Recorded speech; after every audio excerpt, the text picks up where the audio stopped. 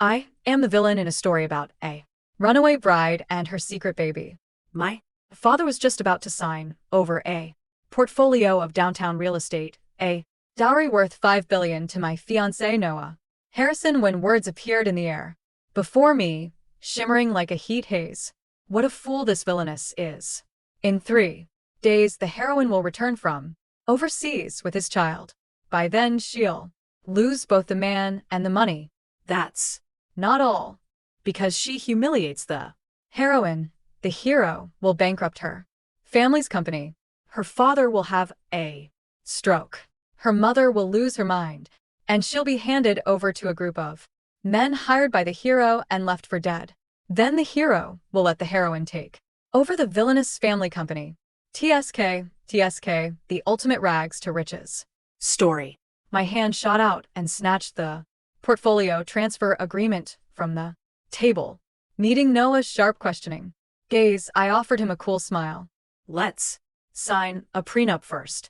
How about this?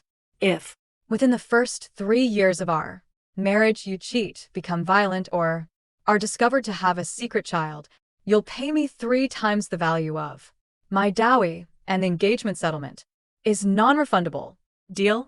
My knuckles were white, my grip on the document unyielding.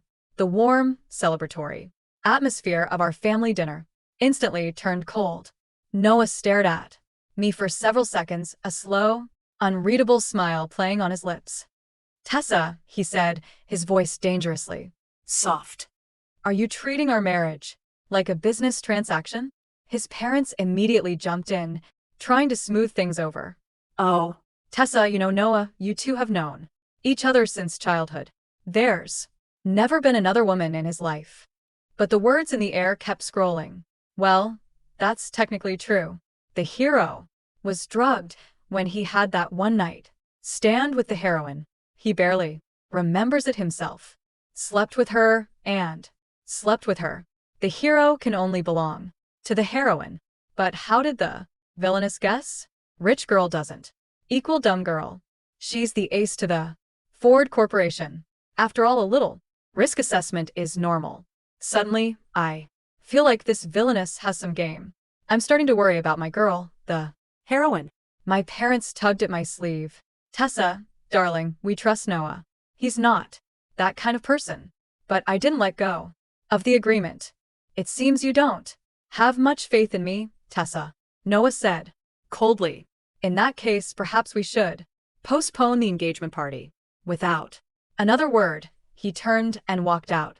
I watched his tall, impeccably tailored figure disappear down the hallway before I finally allowed myself to breathe. Losing the man was one thing. Losing $5 billion in prime Manhattan real estate, that was irreplaceable. When we got home, my parents scolded me for being reckless. Our engagement party was supposed to be in 3 days. The entire upper echelon of New York society had been invited, the engraved invitations already sent. Tonight's dinner was meant to finalize the wedding plans.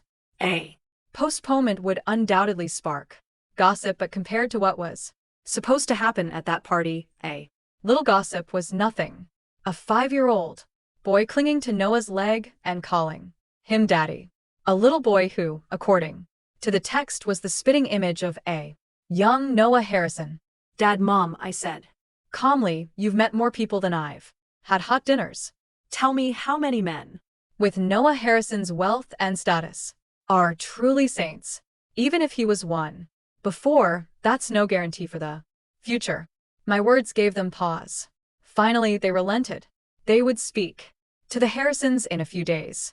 We would use the excuse of me feeling unwell to postpone the party for a month. A month was fine. After all, the heroine was due to arrive in 3 days. As a gesture of apology to our esteemed guests, the engagement party was rebranded. 3 days later, it became a gala celebrating the Ford Corporation's successful bid to develop a new public plaza project in the city center. The same elite crowd gathered, sipping champagne and networking. The Harrisons were, of course, on the guest list. I had just stepped out of my car when new words floated before my eyes. Here we go. The first meeting between the heroine and the villainess. Can't wait for the classic hero saves the damsel scene. The cute little munchkin is here to help mommy find daddy. I wonder if the villainess will regret postponing the engagement when she sees them. She lost her only chance to lock the hero down. Haha. My eyes instinctively scan the lavish ballroom, searching for a small child. But before I could spot them, Noah appeared, walking toward me in a sharp black suit, his presence commanding as ever. As you requested, he said quietly, I'll have the prenuptial agreement notarized and sent to you as soon as possible. The engagement party will proceed as planned 1 month from now. He looked down at me, eyes filled with a kind of playful curiosity, but I have to admit, I'm intrigued. Who's been giving you advice?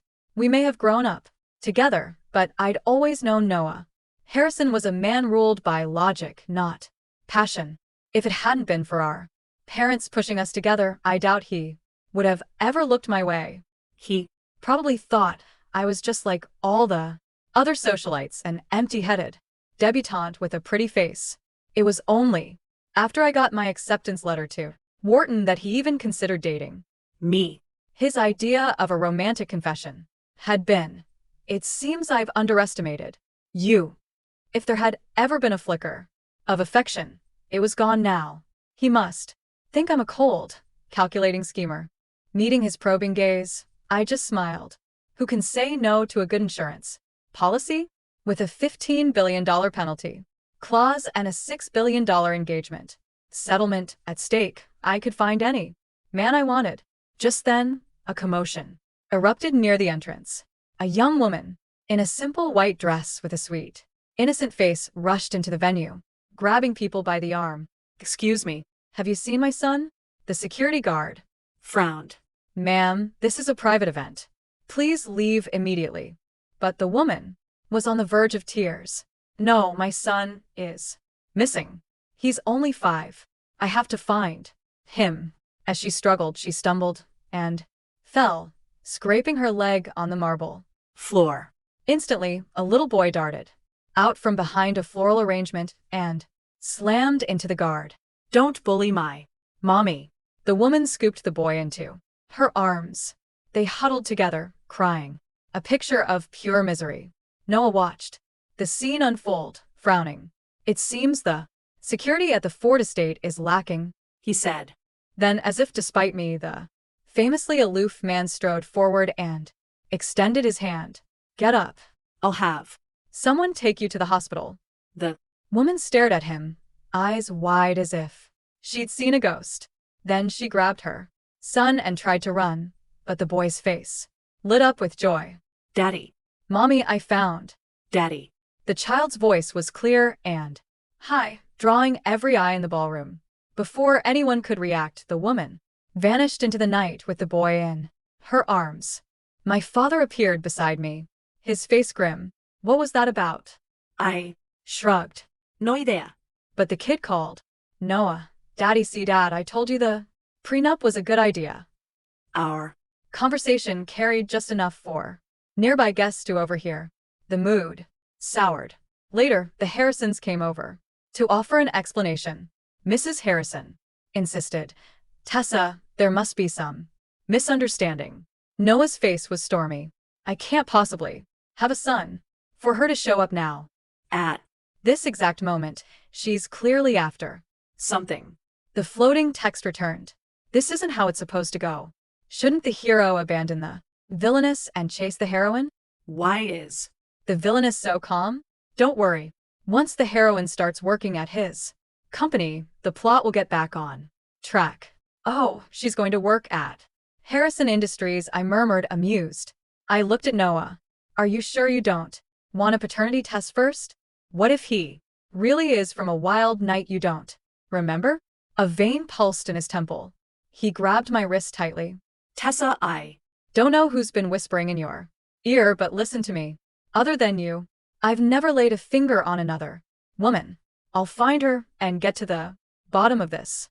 Then our engagement will proceed as planned. Fine by me. Let's See you get past hiring the heroine first. After the gala disaster, my parents stopped mentioning the engagement. Meanwhile, rumors about Noah and the Harrisons spread through every circle. At Harrison Industries, I felt the weight of every whisper. Did you hear? Mr. Harrison has a secret son. The mother and child caused a huge scene at the Ford estate. I was still listening when the head of HR passed with a group of new hires. Among them was the heroine, Ava, still dressed in white. Her expression, a mix of nerves and hope. I was about to step closer when I nearly collided with Noah. He looked exhausted, radiating a do not approach aura. He caught my arm. Where are you going? Oh, nowhere. Just thought I saw someone I knew. I replied lightly. Noah frowned, glancing toward where I'd been looking. The group had already moved on and he only saw a handsome young man carrying 2 coffees. The man smiled politely and Noah's grip on my arm tightened. No, your eyes used to only be for me. What's this? Developed new taste. Recently? Before I could explain, he turned to his assistant. Who is that? New recruit from Yale, sir, the assistant said nervously. Transfer him to Stanford, Noah ordered, then turned back to me. A word of advice, Tessa. Be careful with pretty boys. They're usually after your money. After the meeting, we passed the same young man packing his desk. I paused. A top graduate from Yale. And you're sending him away? Seems like a waste. If you don't want him, I'll take him. He can work for me at Ford. Noah slammed his hand against a cubicle wall. Tessa, our engagement is postponed, not canceled. The office fell silent. A timid voice spoke up. Mr. Harrison, my files. I looked down and froze. Noah's hand was pressed on a pile of paperwork belonging to none other than Ava. He followed my gaze, and his expression darkened. What is she doing here? She must be one of the new hires, his assistant stammered. The text went wild. Here it is, the confrontation. Go on, hero. Break off the engagement and run to the heroine. But Noah's expression wasn't love. It was fury. Ava looked up and froze. Panic crossed her face. She tried to run, tripped, and fell right at my feet. I'm sorry, she cried. I didn't know this was your company. I'll leave right now. Noah grabbed her arm. Wait, you're not going anywhere until you explain yourself. She trembled, refusing to answer. Just then the little boy ran out from behind a pillar and hit Noah's leg. Bad daddy? You're bullying mommy. Under the bright lights, the resemblance was undeniable.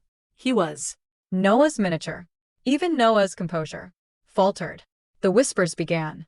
The resemblance is uncanny. Maybe he really is the father. Noah's jaw clenched as he escorted them to his car. I tried to slip away, but he pulled me in, too. We're settling this today in front of both families. At the Harrisons' penthouse, Ava stood protectively before her son, enduring our family scrutiny. The room was thick with tension. Noah, are you absolutely certain you don't know her? Mrs. Harrison asked. A video of the office scene was already viral. The comments were brutal, calling Noah a callous billionaire refusing to take responsibility. The text hovered mockingly. Why isn't the hero protecting his wife? Oh, right. The villainess is still there. I looked at Noah. This seems simple. Get a paternity test. If the boy is yours, I'll call off the wedding. Tessa, don't you dare. He snapped. I gestured toward the boy. Look at that face. You really see no resemblance. He seemed speechless. Then Ava suddenly fell to her knees, dragging her son down. I'm so sorry. I never should have disturbed your lives. It's all my fault. If only I hadn't given birth to him before anyone could stop her. She slapped the child's face again and again. I told you not to call random men daddy. Apologize or forget you ever had a mother. The boy wailed, clinging to her. I'm sorry, Mommy. I'm sorry. Even Noah flinched. Mrs. Harrison hesitated, torn. That was it. I stepped forward, Say's wrist, and pulled the trembling child into my arms. That's enough, Miss Miller, I said, my voice low and cold. Don't you think you've gone a little too far? The room was dead silent after my words. The kind of silence that hums in your ears and crushes your chest. Everyone stared. Noah, our parents, the servants, lingering near the doorway. No one dared breathe. Ava froze, her wrist trembling. Under my grip, eyes glassy with shock. The boy in my arms was still crying, small hands clutching at my dress, as though his life depended on it. Let go of me, Ava whispered, her voice. You don't understand. I understand. Perfectly. I cut her off, my tone calm, but razor sharp. You're terrified. But taking it out on your child? That's not courage, Miss Miller. That's cowardice. Ava's lips trembled. You think I want this? She shouted suddenly, her composure cracking like glass. Do you think I want to be here? Humiliated in front of all of you. I didn't ask for this. I didn't ask for any of it. Her voice broke as she dropped her gaze to the marble floor. For a fleeting second, I saw something raw flicker in her expression. Not guilt, but desperation. It was gone as quickly as it came. Noah stood rigid, fists clenched at his sides. His knuckles were pale, his expression unreadable. For a man famed for his control, he looked ready to snap. ABA, he said at last, his tone dangerously quiet. If you truly have nothing to hide, then take the test. Right here, right now. The color drained from her face. I can't. Not without a lawyer. A humorous laugh escaped my throat. A lawyer? For a DNA test? How convenient. Noah's gaze flicked toward me, and for a heartbeat, our eyes met. His expression was a storm, rage, doubt, and something else. Buried underneath. Guilt, perhaps. Mrs. Harrison, ever the peacemaker, tried to intervene. Enough, everyone. This is getting out of hand. Ava, dear, please. Take the test tomorrow. We'll have it done privately.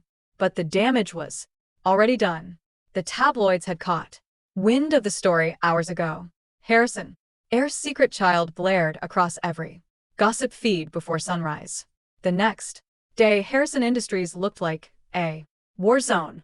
Reporters crowded the lobby, cameras flashing as I walked through the revolving doors.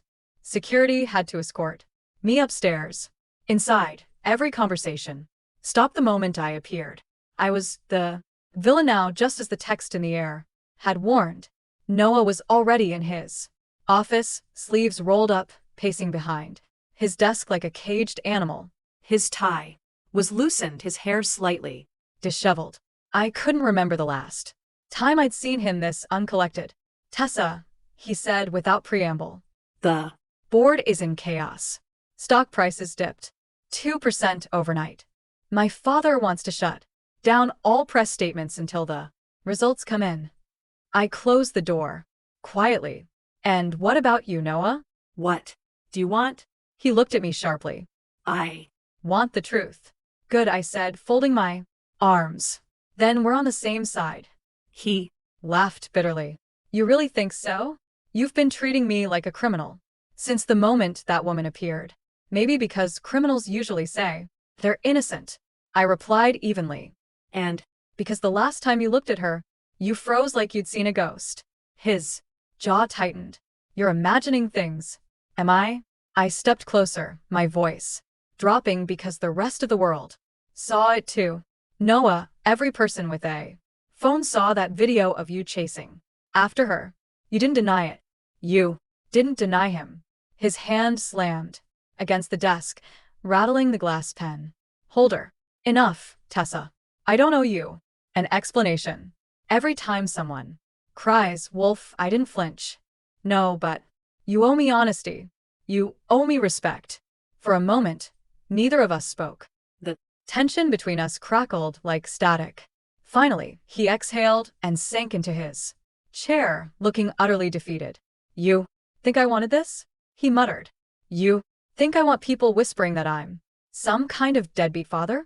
That I seduced a stranger and abandoned her? I don't know what you want, Noah, but I know what you've done. You've underestimated me. That earned me a sharp look. You always say that like it's an accomplishment. It is, I said, softly. Because every time someone does, I win. He stared at me speechless for once. I took that as my cue to leave. The next morning, Ava showed up at the clinic with a boy in tow. The cameras were already waiting. I watched from my car as the crowd parted for her. She looked fragile in her pale coat, clutching the child's hand tightly, her eyes red but determined. The internet adored her, the brave single mother, standing up to the billionaires. I was trending too, but not for the right reasons. Heartless eras humiliates poor mother and child. Tessa, Ford's $1 billion jealousy meltdown. I scrolled through the comments, the bile rising in my throat.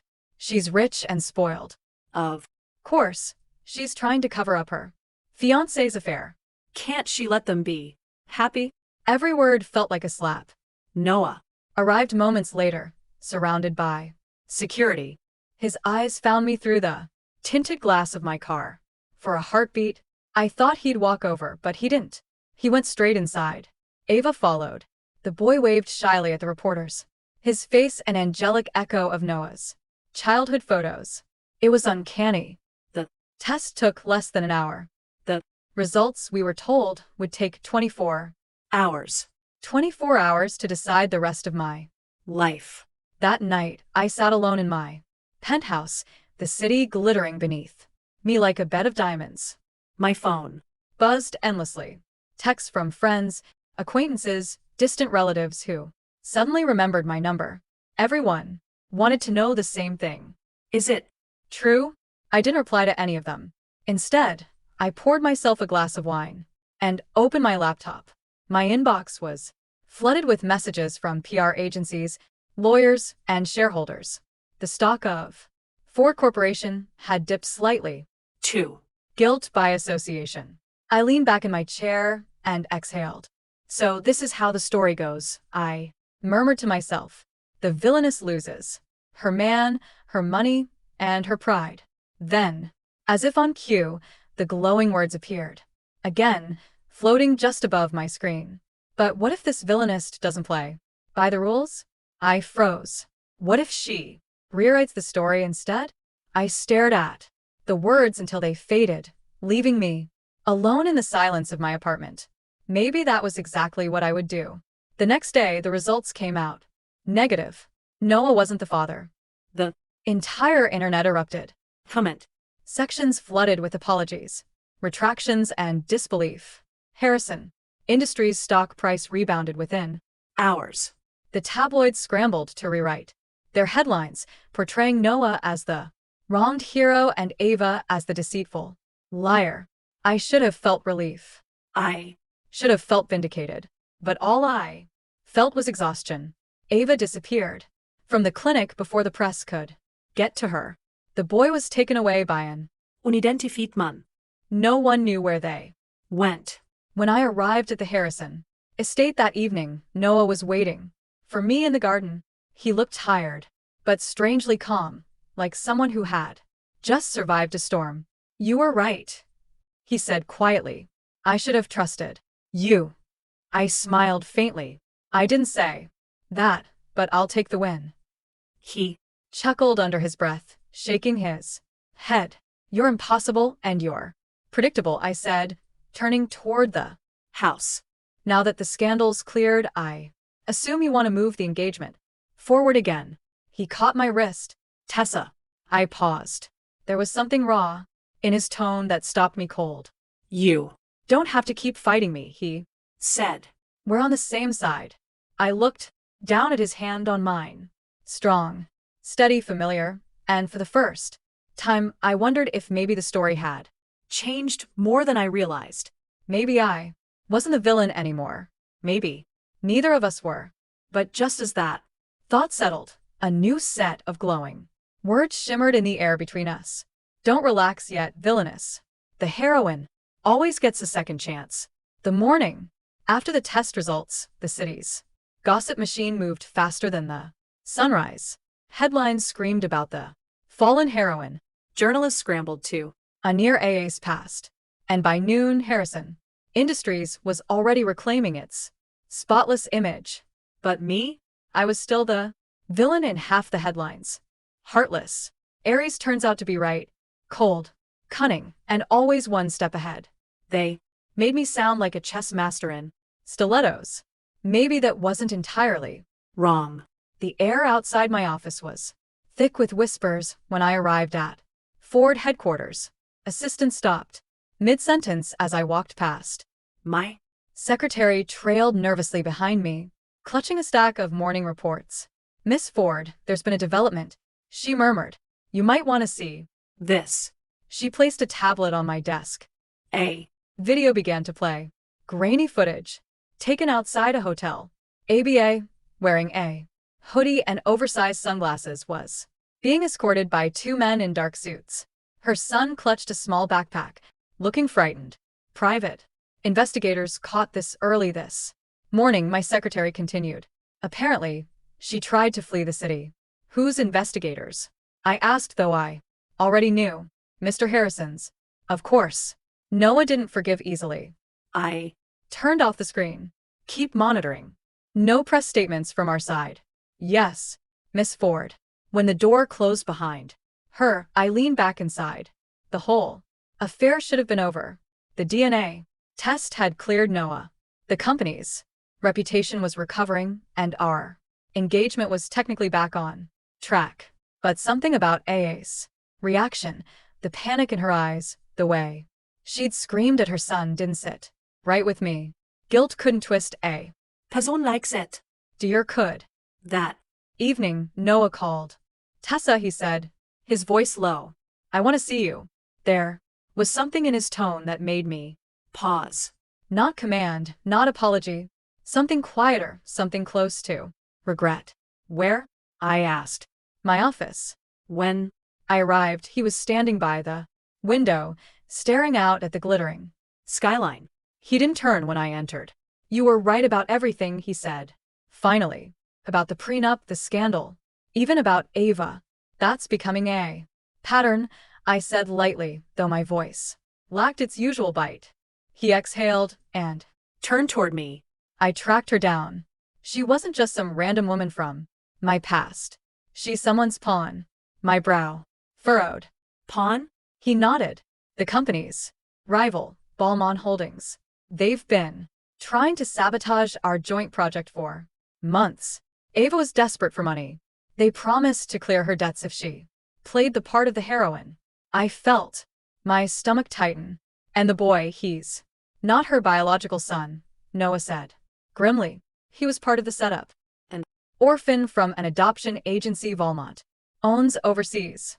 They faked documents, staged everything. I stared at him, the weight of his words sinking in. The plot wasn't just manipulation.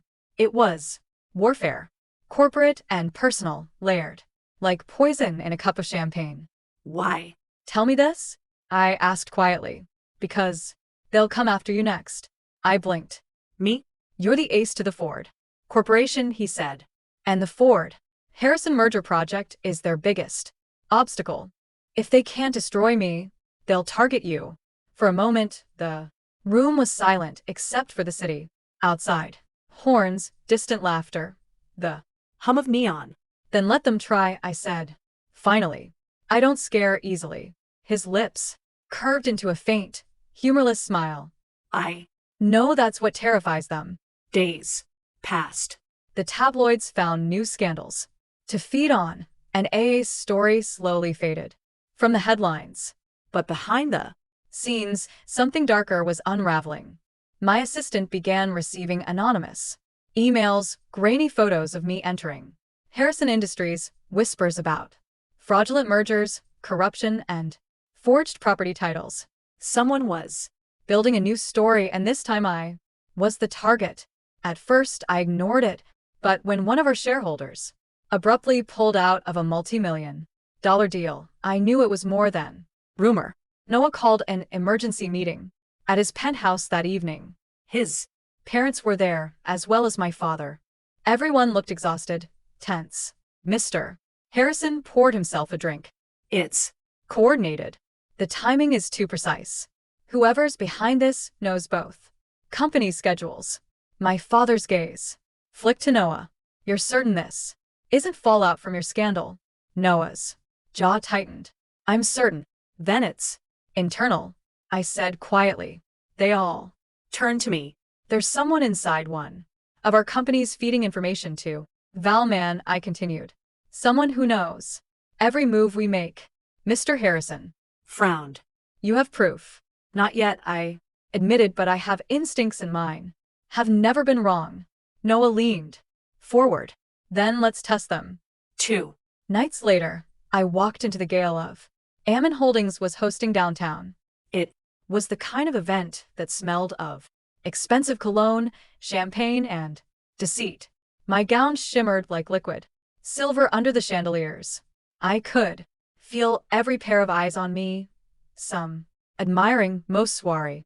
Bauman CEO, a charming man named Christopher Vale, approached with an easy smile. Miss Ford, he greeted smoothly. Didn't expect to see you here. I thought the Harrisons had you on a leash. I smiled, pretending to sip my champagne. You should know, Mr. Vale, I don't work hollers. He chuckled. Touché, though. I hear your fiance's been keeping you busy cleaning up scandals. I tilted my head.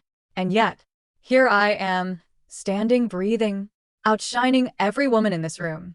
His grin faltered just enough for me to notice.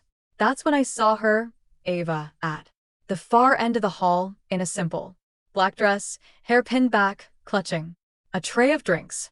A server. So that's how far she'd fallen. Our eyes met. For a second the world went still. Then she turned abruptly and disappeared through the side corridor. I followed. The hallway was dim, lined with gilded mirrors and muffled music from the ballroom. Ava was standing by a service door, breathing heavily. When she realized I was there, her shoulders stiffened. You shouldn't have come, she said, her voice shaking. Funny, I replied. I was about to tell you the same thing. She turned, tears pooling in her eyes. You don't understand. They're not done. You think you've won, but you haven't. They want both of you ruined. Who? I demanded. Ballman, she whispered. They used me. They said they'd help me pay for my son's surgery if I helped them destroy Noah. But when I backed out, they threatened to kill us. For a moment, my anger flickered into something else, something dangerously close to pity. Then help me stop them, I said. She hesitated. It's too late. They already planted. The sound of footsteps cut her off. 2 men in black suits rounded the corner. Ava's eyes widened in terror. Go, she hissed. Go now. Before I could react, one of the men grabbed her by the arm. The other lunged toward me. I swung my clutch at his face and bolted down the corridor, my heels echoing like gunshots. The exit door burst open and I stumbled into the cold night air. I didn't stop running until I reached the parking lot. I slammed the car door shut and locked it, my pulse hammering in my throat. Through the windshield I could still see the building's glowing facade and a dark figure watching me from one of the upper windows. When I got home, Noah was waiting outside my apartment, fury and fear written all over his face. Where the hell were you? He demanded. At the Volman Gala, I said simply. I found Ava. He froze. You what? She's terrified. She said they planted something, but she didn't finish the sentence. Noah's expression darkened. They've been trying to breach our project files for weeks. If they planted anything. He stopped mid-sentence. His phone buzzed. He answered it, listened for a moment, then went pale. What is it? I asked. They just leaked the merger contracts, he said hollowly. Every clause, every signature public. My blood ran cold. That's impossible. Those were kept offline. He looked at me, eyes full of realization and dread, unless someone planted a virus inside the internal system. And suddenly I knew what Ava had been trying to say. The heroine hadn't just returned. She had left a time bomb behind. The leak hit the market like a detonation. Within hours, both Ford Corporation and Harrison Industries were under siege from the press, from investors, from competitors who smelled blood. Headlines screamed about corruption, embezzlement, insider manipulation. Entire teams worked through the night trying to contain the fallout. By dawn, it was clear someone had engineered this perfectly. The virus wasn't just in Harrison's system.